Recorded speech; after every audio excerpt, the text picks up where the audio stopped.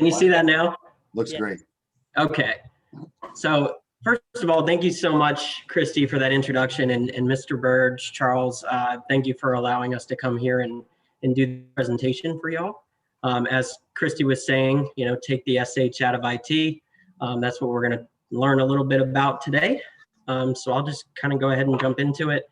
And as Christy said, if you have questions come up as we go along, please just put them in the chat. I'm going to try to leave 10, 15 minutes at the end so we can hopefully get to all of that. So today's agenda, we're going to talk a little bit about the threats that are out there, data breach statistics, what is ransomware, what is social engineering. We'll talk a little bit about password best practices, talk about password managers and how they can help. Multi-factor authentication. We'll talk a little bit about email scrutiny and how to craft the human firewall. And then last but not least, phishing exercise and time for questions. So I'll just jump into today's threat landscape a little bit. The graphic up here I pulled from a 2020 global cyber attack trend report. And what this shows is the increases over 2019 in the different types of cyber attacks. So the only one that goes down is malware. And the one I really want to draw your attention to is the two columns on the right, which is ransomware, which we'll go into more detail on exactly what that is a little later in the presentation. But that's up 62%. And believe me that they took advantage of COVID about as much as they could to help with that. And then IoT attacks. So I don't know if everybody knows what IoT is, but it stands for the Internet of Things. So your smart home, you've got smart lamps, smart locks, smart appliances, you've got wearable devices that are communicating on your network. All of these things can be exploited. So it's not just necessarily your computer, but all these other small network devices that you might forget about. They can be routes of entry into the network for an attacker. So overall, all cyber attack trends are going up and to the right here. And then to drill down into ransomware a little bit more, the main thing I want you to take away from this is not all the numbers specifically, but 2020 is the orange bars, 2019 is the purple. And as you can see, I mean, it really got pretty out of control in Q4 of 2020. Again, they did exploit COVID about as much as possible. This next attack we're going to talk about is called a man-in-the-middle attack. And I'm actually going to let Martin talk about this one a little bit. So with that, Martin, I'll hand it over to you. Yeah, thank you so much, Andrew. Sure. Go ahead and advance the next slide. So man-in-the-middle attack is generally the term for when a perpetrator positions himself in the conversation between two other parties. So take a look at this graphic that Andrew provided us here. You've got the client, right? Let's say the client is your company, and then you've got a distributor or vendor that you're working with. Now, this distributor or vendor, and this is an actual real life story I'm going to give you because this has happened to one of our clients, and so the hacker was able to infiltrate the distributor, and in doing so, they were able to get to the person in accounting, their email, and then start looking at email threads that were going back and forth between their clients. Now, the hacker has complete access to all the sent emails, all the received emails, and then, even furthermore, they start diving into invoices, statements, and get a lot of carnal knowledge behind these transactions that are taking place between you and your vendor or distributor. In this particular case, the hacker waited for the right time to insert themselves as the man in the middle, and in doing so, they basically copied everything about the distributor or vendor's email address and had one minor little change in the email address.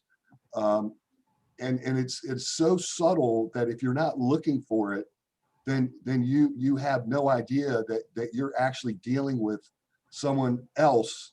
And so the hacker basically sent an email to our client saying, hey, listen, due to COVID, we're no longer accepting paper checks. Moving forward, we would like for you to ACH the money to our account. And, you know, it looks like a legitimate email. The hackers even copied the signature of the person in accounting representing the distributor, and they really didn't question it. However, this was a $300,000 transaction. So the client complied, sent them the $300,000, but you figured it out, the distributor, the vendor never got it. And so as a result, it was a very, very costly mistake that was made. Our client had to get his cyber liability insurance involved. He did have, you know, $250,000 in coverage, but unfortunately, there was $50,000 that was still out there that can never be recovered. So I just want to just emphasize to everybody listening that if you feel like your business is too small to be victim of a crime like this, please think again. You're just as vulnerable as anybody else, and it's just so important to make sure that you're protected. And clearly, in this case, I would highly recommend everybody consider cyber liability insurance if you have not already gotten some in some shape or form. Thank you. Thank you, Martin. And yeah, just to touch on this a little bit more, I guess the moral of the story here is if something seems off or something seems fishy, you know, if the client in this situation would have called the distributor and confirmed some of this information, they would have figured out that something funny was going on. But we get too busy, we get, you know, wrapped up in our routines and trying to get things done. And unfortunately, this one kind of worked out, but this is a situation we see pretty often. Now, what I'm showing on the screen here, so these are the top 10 risks in terms of likelihood and top 10 risks in terms of impact to the world, global economics. Data fraud and theft, cyber attacks, number 4 and 5, you know, cyber attacks, number 7. This is on this list with things like weapons of mass destruction, extreme weather, natural disasters. So these are recognized as some of the biggest risks out there. And the unfortunate part is these keep climbing the scale, and we kind of continue to think that it will, kind of as time goes on. So I wanted to talk a little bit more about ransomware. I'm sure that many of you on the call have heard what this is, but in case you haven't, it's a form of malware that encrypts a victim's files. You know, the attacker then demands a ransom that you have to pay in order to decrypt your system. So it's really kind of important to think before you click. It sounds kind of like a cheesy thing to say, but it's very true. So by 2021, they're estimating this to be a $6 trillion business. So by the end of this year, $6 trillion in ransoms, you know, across the world. 156 million emails a day. I really like this one. 91% start with phishing. So we're going to touch on phishing emails a little later in the presentation, but 91 times out of 100, they get in with a phishing email. So it's absolutely critical that we train users on how to recognize these things so we can build up that, you know, you heard me say it earlier, human firewall. You know, you can have all the fancy IT security, hardware, software in place, but if your users aren't trained and they just click and download and install things at will without really questioning it, then that's how we get in trouble. 4,000 attacks a day, new malware every 4.1 seconds. It's just almost mind-boggling how fast this is moving. But this is, you know, a big business for these hackers. 6 trillion is no small number. So I don't think it's going anywhere anytime soon. But we'll talk about ways that we can kind of mitigate this risk a little later in the presentation. This is something I wanted to show. Hold on one second. I'm sorry. I've got jets passing overhead. We call it the sound of freedom in Virginia Beach. Yeah, it's the sound of freedom. That's an sure. F-18 fighter Hornet right there, fighter jet. The video I'm about to show is one of my favorites. This KnowBe4 platform, their whole mission is to train users and build that human firewall. So it's It's like simulated phishing, so it kind of exposes your users to that. The idea is practice makes perfect.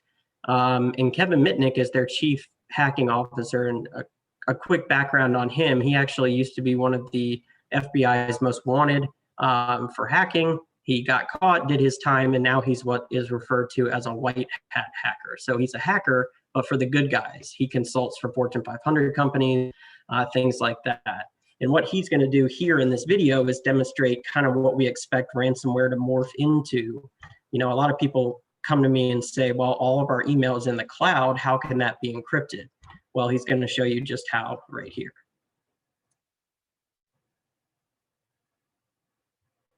Can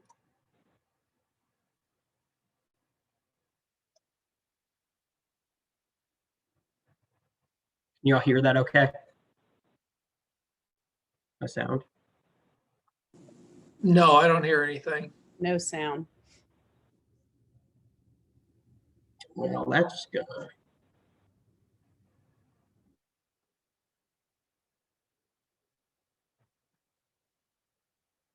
Well, if there's no sound, I might skip that, but I can tell you exactly what he did.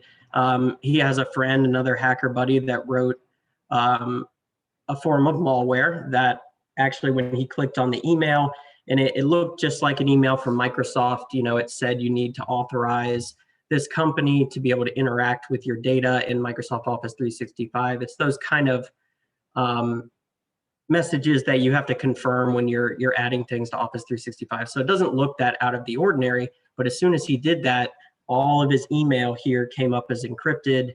And then you'll actually see like a little pop-up here, you know, with the ransom email, and it'll say you have to pay, let's say $300 in Bitcoin to this address. You have till 5 p.m. on Friday to do this, or your files will be deleted, or worse, your files will be released to the public. That's the really bad part, and that's how they get some of these big Fortune 500 companies. They'll steal people's health records, and they will threaten to release that to the world, which if you're somebody like Anthem Blue Cross Blue Shield, that's one of your most terrifying nightmares, I'm sure. So I'm sorry that video didn't work. I really thought the sound would have come through, but hopefully that kind of explained. The moral of the story is, even if your cloud is in Office 365, it's still susceptible to ransomware, just like if your email is hosted on a server in your server room. Let's talk a little bit about social engineering. So social engineering is simply the art of manipulation to get sensitive information. And the reason hackers do this, because it is much easier to fool someone into giving you their password than it is to try to hack your password. So they'll do things like look at your social media, try to determine what sports, what hobbies. Do you have kids? What are their kids' birthdays? You know, if you spend enough time, you can determine these things from somebody's online presence. Other ways they do it, you know, the digital attacks, phishing and spear phishing. Spear phishing is very similar to phishing, in that it is actually targeting C-level executives or maybe people in the IT department who have administrative roles for IT systems. The in-person attacks are pretty cool. USB attacks is actually one of the most interesting to explain. So what a hacker will do in this scenario is take a regular USB thumb drive. They'll load a piece of malware on it that will run as soon as it's inserted into a USB port on a computer. And they'll print out a label and put it on the USB thumb drive, and it'll say like Q4 layoffs or Q4 raises or something enticing. And they'll take that to a big business high rise and they'll throw it on the floor in the lobby with their hope that somebody will come along and say, ooh, Q4 raises, I need to see if I'm on this list. And they'll throw that in their computer, and as soon as they do, their computer becomes infected, and that's how someone can own your network with this simple thing as that. So they've gotten really creative with how they're doing these things. And I like to go over it because that's probably not something many of you all have thought about, you know, as even a possibility. And then of course, our favorite phone attacks. I can't tell you how many phone calls I've gotten telling me my social security number has been compromised and I have to buy some gift card and send it to this guy. I mean, it's kind of crazy, and they're coming over via text now. So we're we're really getting it from all angles. And I guess the real point is that you just have to be super careful with what you're doing digitally, whether that's reading emails or finding computer equipment laying around. I mean, you really have to think before you do stuff this day and age, because it is out there. All right, password best practices. So what I have up here on the screen is the list of the top 10 most commonly used passwords in 2020. If your password is any of these things, that is not good. All these passwords can be broken very quickly. Unfortunately, you know, IT security is inconvenient, right? This is why people choose 1, 2, 3, 4, 5, 6, because they don't want to remember a complex password. They don't want to have to deal with that. So they make a really weak password. And I guess the moral of the story is, this day and age, you just have to have strong passwords. We'll talk about some things that make this more realistic for managing all those complex passwords. But just for right now, I mean, just a few things to keep in mind when you're crafting passwords. You know, never keep a default password. Password sharing. If you have to send somebody a username and password, try splitting it up. You could send the username via email, but give them a call or send them a text message with the password. That way, if that email gets intercepted, they don't have both pieces of the puzzle. Avoid things like people's names, dates in your life, you know, your family, your pet, your birthday, all that can be socially reverse engineered. They can look at your Facebook, your LinkedIn, and figure out all of those kind of things. That goes along the same lines as hobbies. Keyboard patterns, this is a popular one where people think that, you know, something like this looks complex, but it's just the top row of the keyboard. That's the second row. This is diagonally from the 1 and the 2. You know, they look complex, but these are very commonly used ones that are easy to break. And then, of course, never ever have your username be your password. Seen that one quite a bit. Yeah, that's definitely some things to watch out for with passwords. Hey, Andrew, can I interject real quick on passwords? Sure. The real important point I want to drive home with everybody is, you know, these hackers do what we call a brute force attack. So they'll build a list of all these commonly used passwords and basically continue to try to log in to a computer. And it's really interesting, you know, these hackers are fishing with giant nets, not just a single pole. So they may be actually trying to brute force attack 10,000 computers at any given time. And at some point, they're going to hit, and if your password is very simple, they're going to get to be able to log in. Anything that computer is attached to, it will be compromised. So brute force attacks are very, very common in hacker world. Thank you, Martin. Yeah, and actually that's coming up in another slide too. I'll show you a little bit more about that. This is an interesting one, and I'm going to use Mr. Martin Joseph as an example here.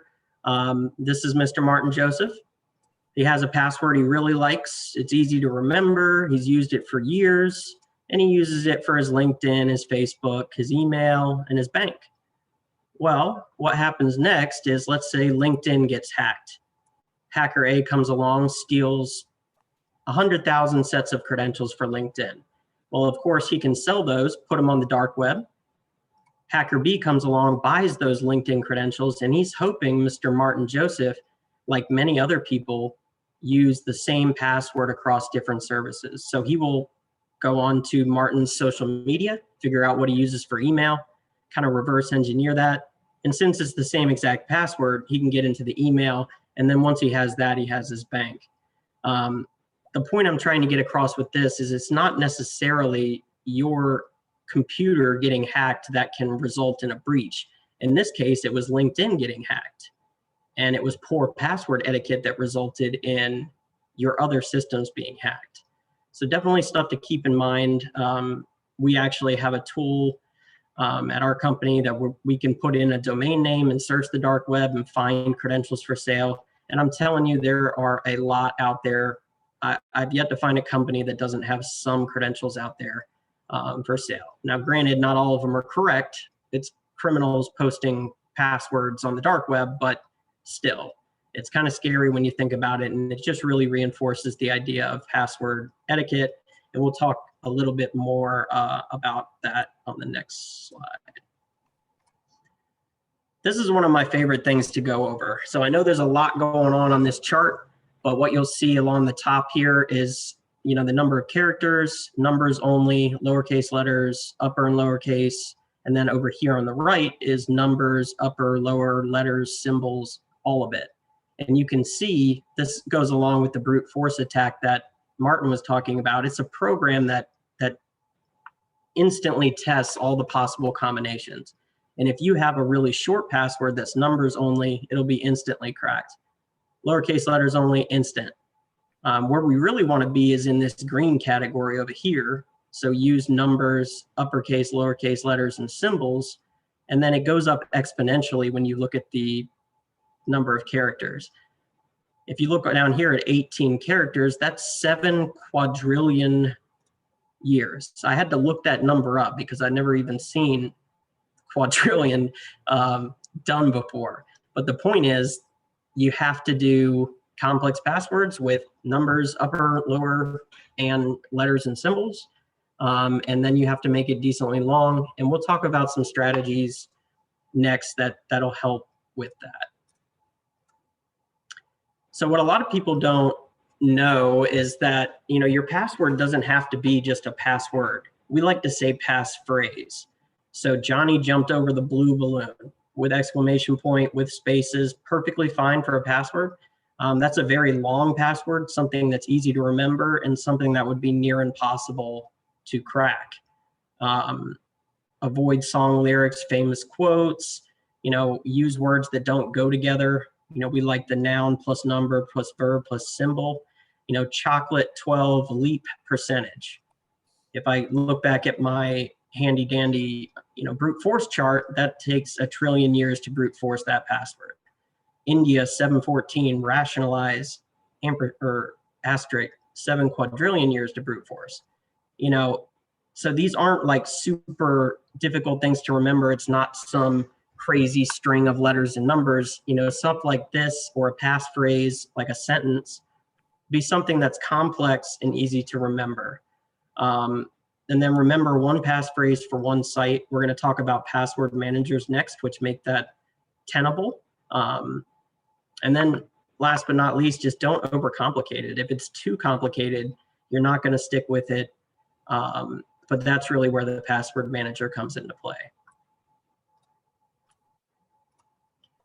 So the average person has about 90 different accounts that they have sets of credentials for. All these cloud accounts, banks, personal stuff, whatever it may be. And that would be a really difficult thing to remember 90 unique, complex passwords. So how do people do that? They use what's called a password manager. Two of the ones on the market, the big 800-pound gorillas in the room, would be LastPass and Dashlane. I'll talk a little bit more about their features. So they have free and paid versions. You'll never forget another password, browser autofill. It'll generate secure random passwords for you. Of course, store all of your personal information securely.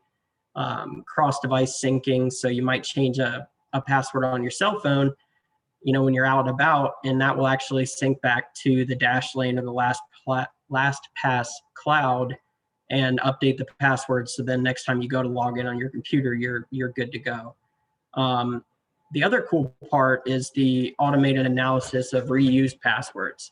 I'll show you on the next screen kind of what this looks like, but you get a dashboard basically that shows different information. Again, we'll talk about that right on the next slide here.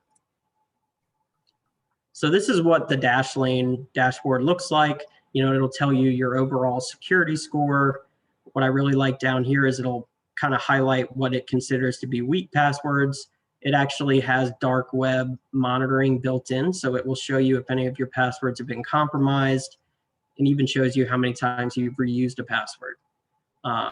The nice thing too is that if it recognizes passwords that have been reused or compromised, it will actually let you know that it's time to change them and help you come up with complex ones. This is their password generator, and you come in here and just drag that bar and it makes it super long or super short. And I can confidently say that if you use a password manager and let it do its thing, I don't think you'll have weak passwords any longer.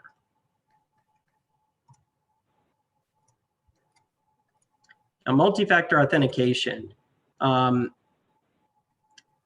This is also called two-factor authentication. We call it multi-factor because it's more accurate.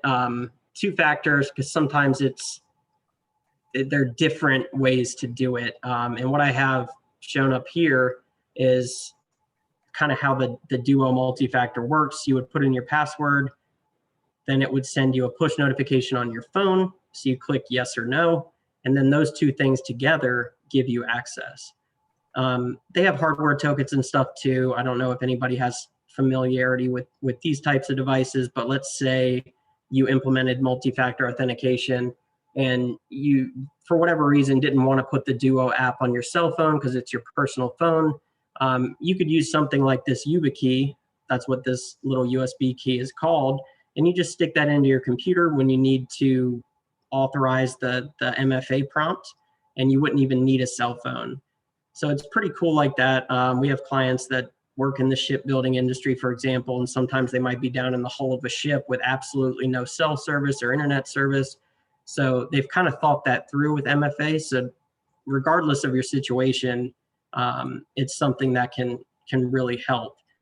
And when you consider strong passwords plus MFA, they say it can block over 99.9% of account compromises, because it really takes it a step further. You know, we really kind of refer to this as the low-hanging fruit. It's probably the single most effective way to improve cybersecurity. If you were to do one thing and one thing only, it would be MFA.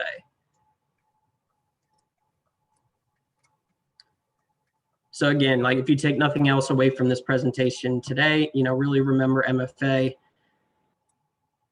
And this is just a little GIF I pulled from Microsoft, you know, talking about MFA and Office 365. You know, it just kind of shows you how much MFA helps 99.9% of attacks blocked. You know, they have just a ridiculous amount of intrusion attempts on a daily basis. You know, and MFA kind of helps halt a lot of that, like 300 million daily fraudulent sign-in attempts. That's Microsoft wide, which is crazy. And they're saying that MFA knocks that down by 99.99%.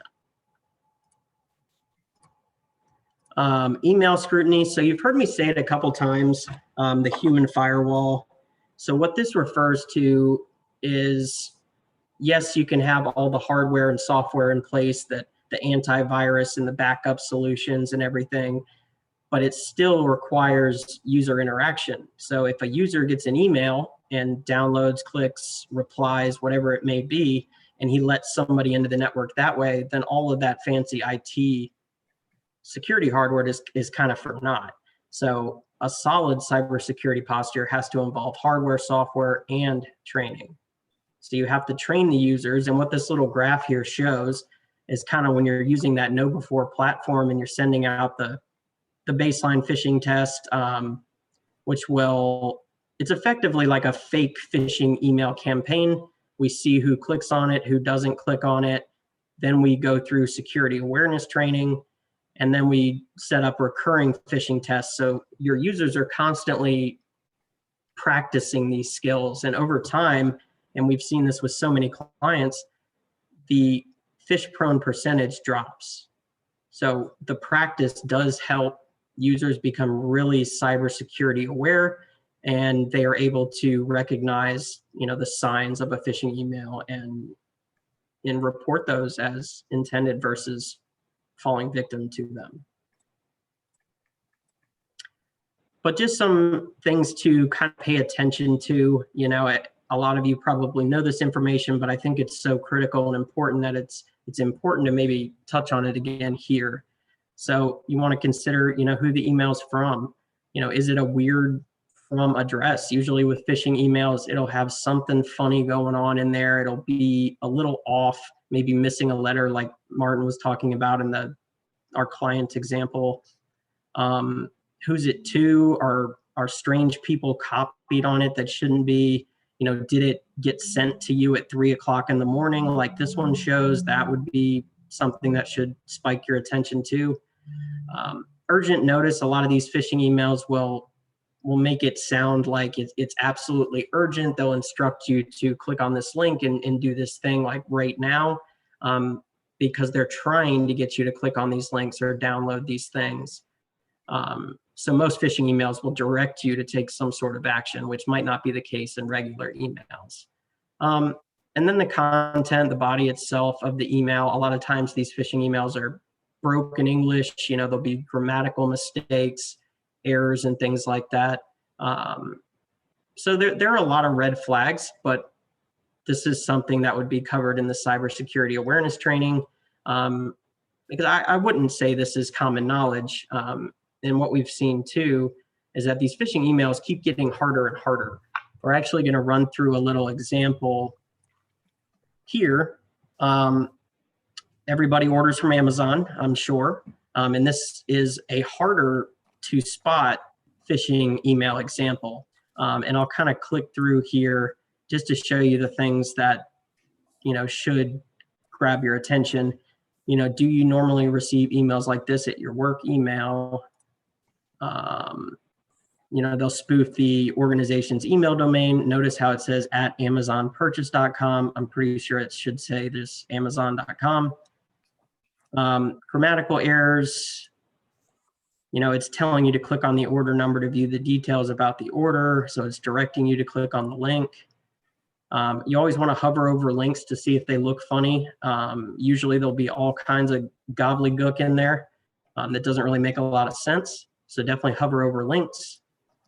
You know, then it says fastest delivery time. That's probably not right. $43.56 for shipping.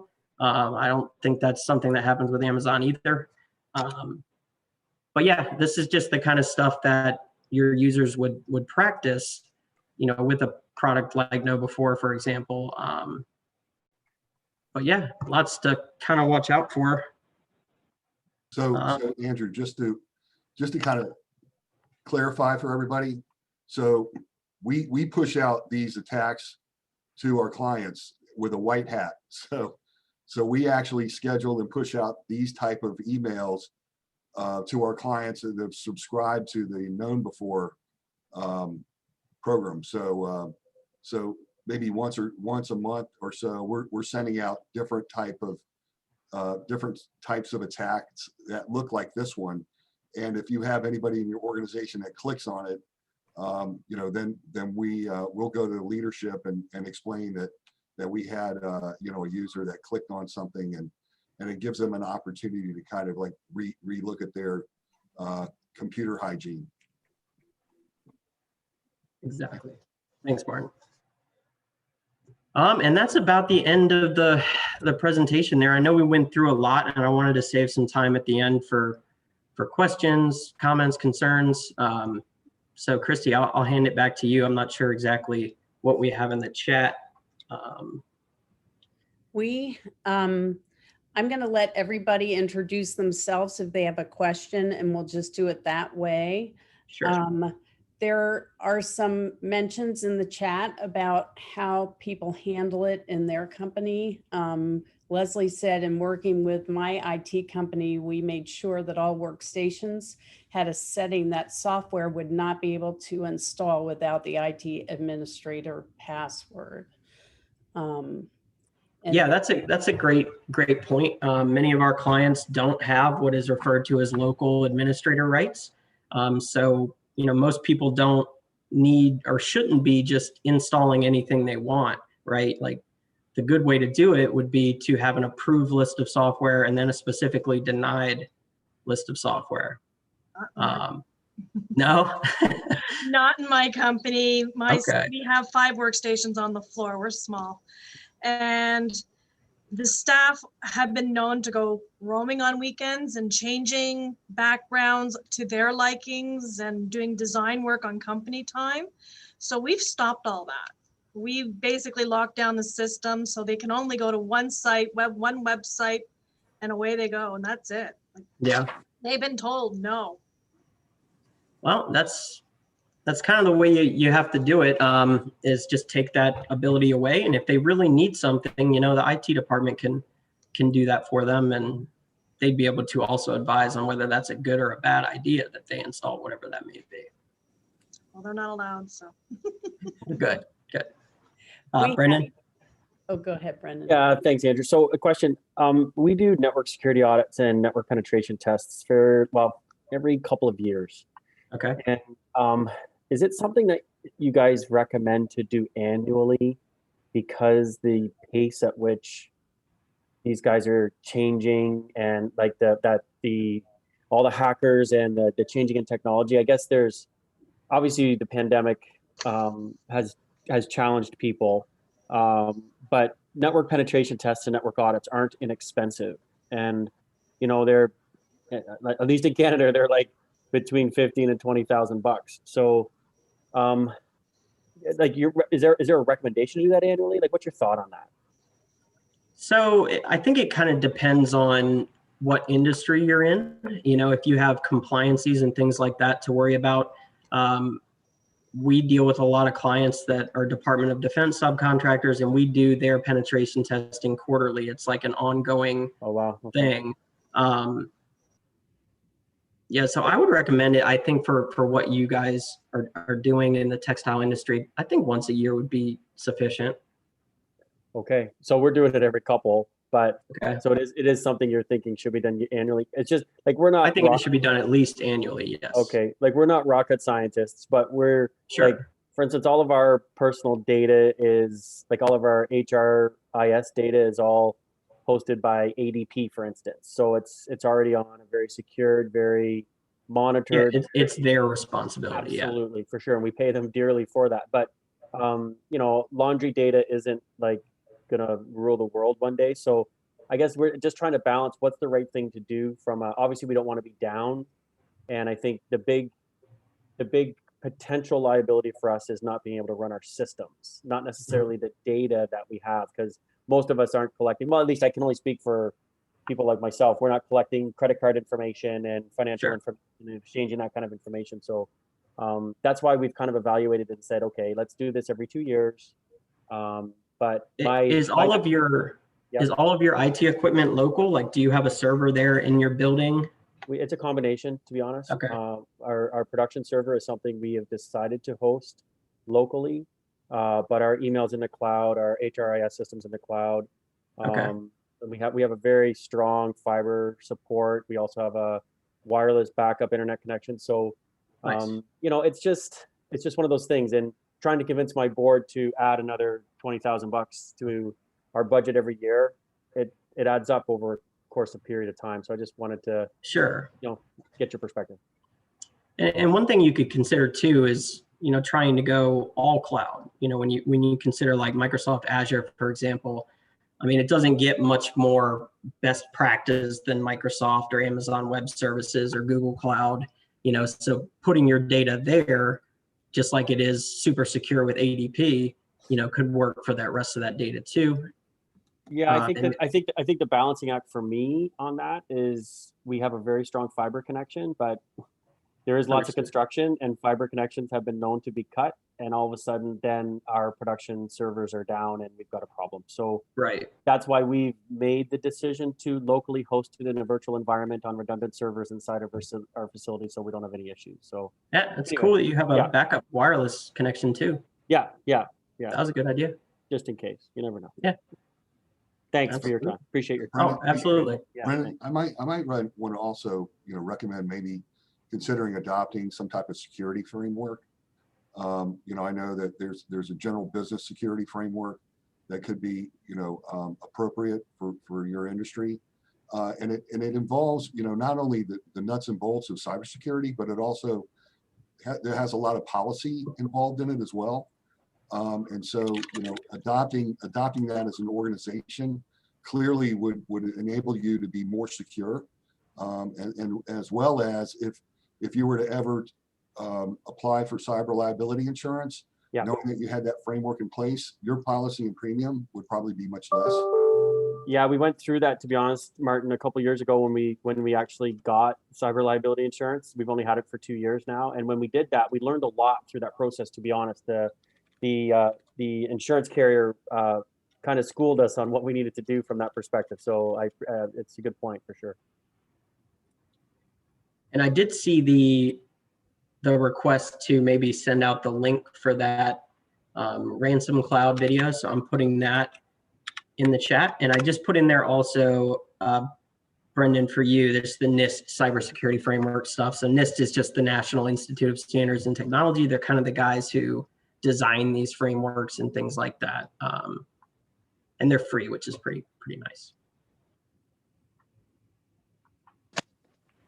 Did y'all find that presentation helpful? Like, was the content pretty good? Okay, good. I learned Going some to be- things. I'm going to be changing all my passwords. There you go.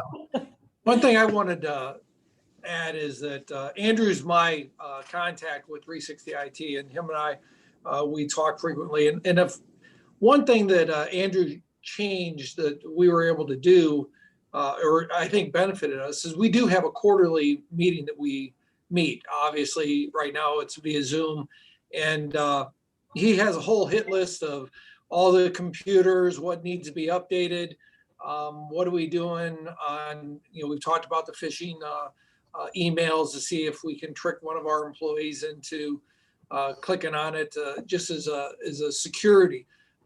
He's been very adamant about making sure that we make sure we change our password to our computer on a regular basis.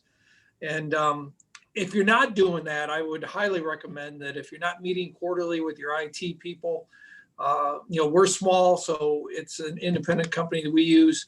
I would highly recommend that as being something that you do on a regular basis, because it's been very beneficial. It brings up stuff that we just don't normally look at. Software updates, this software is not going to be supported much longer, things like that. So we've found that very beneficial. Thanks, Charles.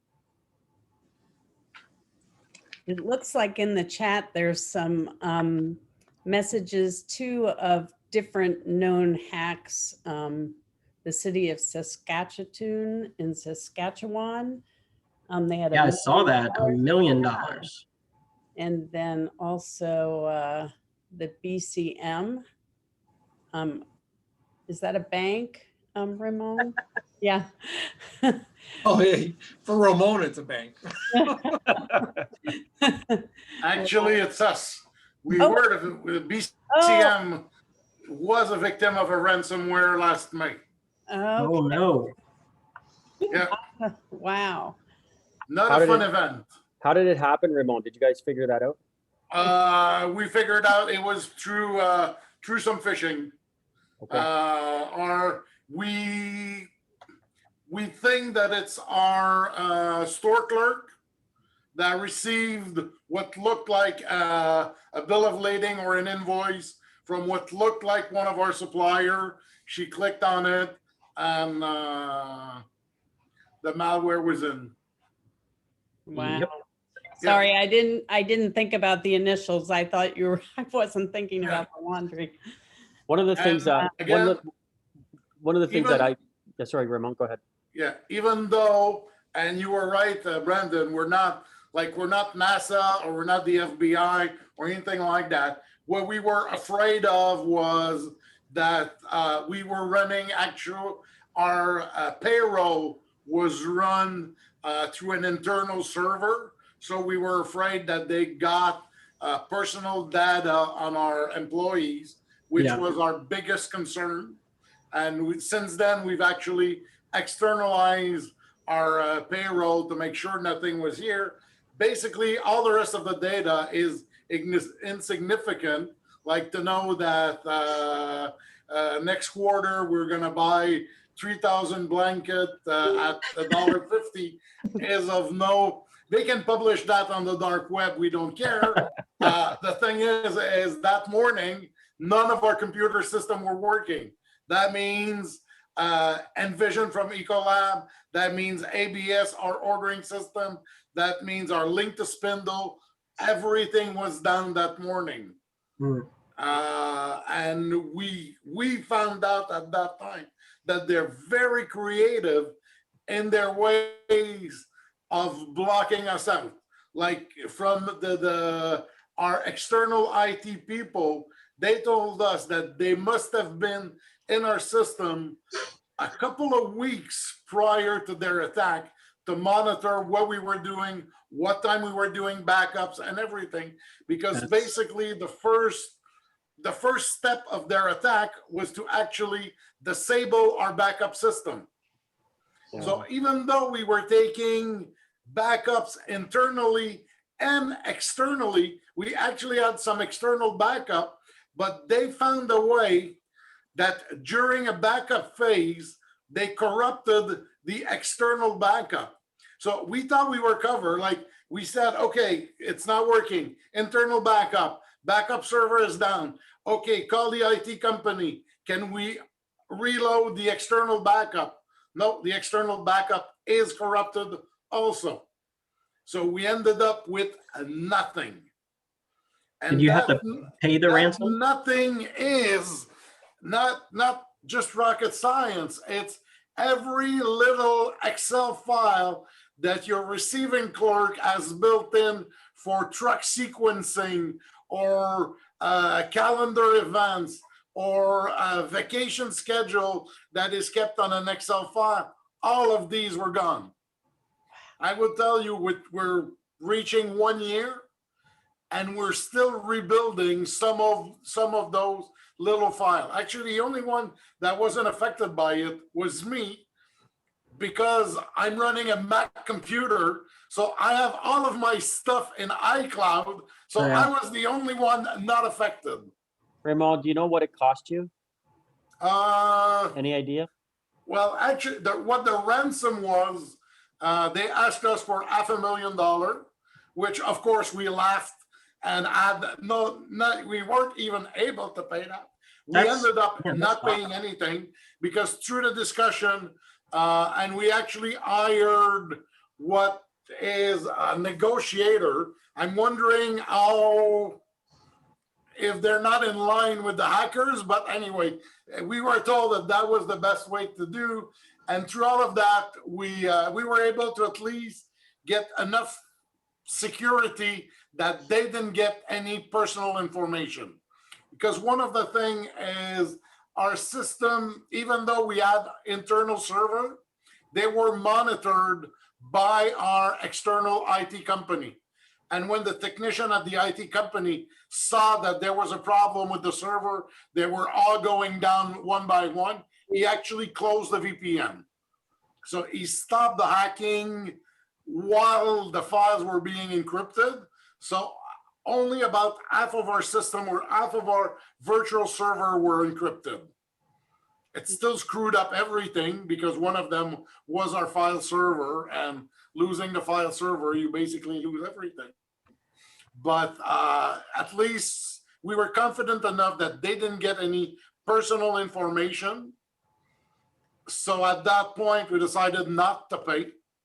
And the out-of-pocket cost to rebuild payroll and links and software and all of that is probably in the vicinity of $100,000. Oh, yes. Oh, yeah. And I will tell you that when on a Tuesday morning, you call all of your software provider and you tell them, you need to rebuild my system now, nobody has a pencil sharpener. They do invoice you dearly for it. Well, let me just say, Raymond, that's horrible, but trust me, that is the last thing we want to have to deal with any one of our clients. It is really painful on both sides. It's super stressful on both sides. And I tell you what, if backup is so important, these guys were really smart the way they attacked you.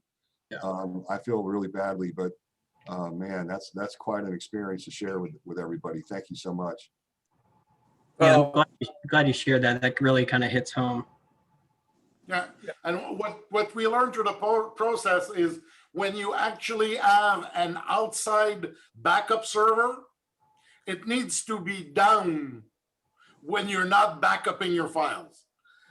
So your IT people outside, your external consultant, they have to set up your outside backup system that you bring up the server, you do the backup, and you bring down the server.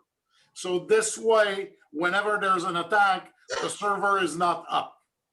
Yeah, it can't And that was spread our to the, mistake. yeah. Basically, the link between the backup server and our internal server was a live one all the time. And this is how they were able to get to our backup server. Question, would data storage, which is what they use, have kept that from happening? hey, Andrew, I got a question for you. Yes, sir. You're probably aware of the issue we had last week with the, all of a sudden our computers had lost a bunch of information, but we had data storage.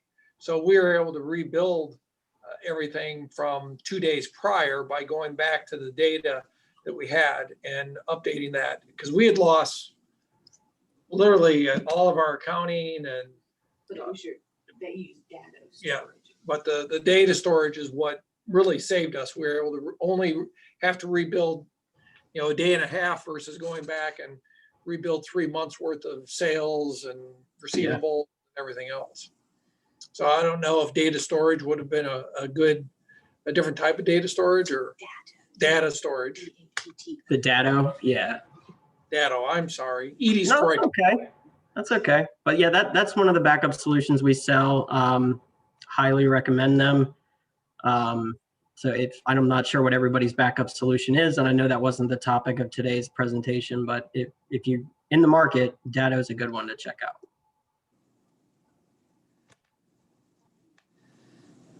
Well, does anyone have any other questions?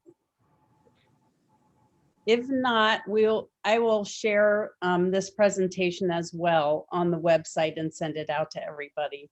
And I can't thank you enough, Martin and Andrew, for all My the pleasure. information that you've given us today.